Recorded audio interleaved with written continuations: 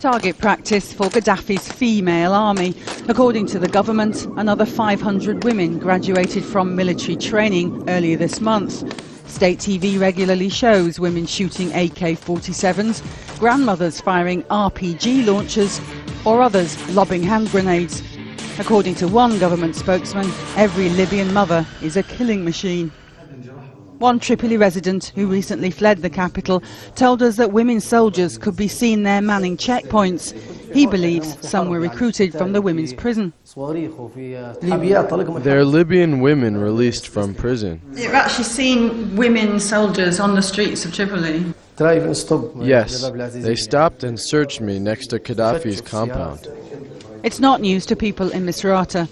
They say they've found dozens of IDs and military documents on the bodies of dead government fighters, among them a small number of female faces, including this Nigerian woman's passport. We think we saw through binoculars girls in the buildings fighting for Gaddafi. We saw them with our own eyes. People weren't just hearing about female fighters out on the front lines.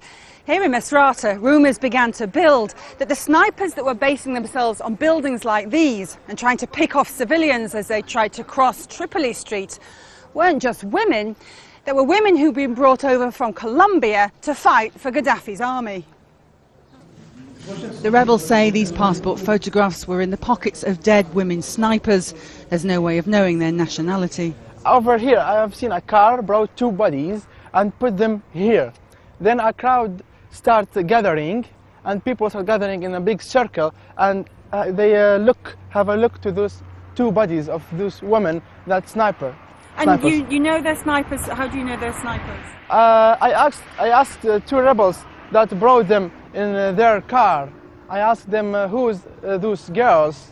He says those girls are snipers. From where? From Colombia. The Libyan government has made its own claims about Colombian fighters. The Deputy Foreign Minister said last week that it had evidence that mercenaries from Colombia were fighting alongside the rebels in Misrata. NATO responded saying there was nothing to indicate this was true. The idea of using any women to fight is an affront to Libyan culture, to many in Misrata, but Gaddafi has no qualms about putting women in the line of fire. He's long surrounded himself with a female security detail, and now it seems he's using them as a line of defence. Sue Turton, Al Jazeera, Misrata.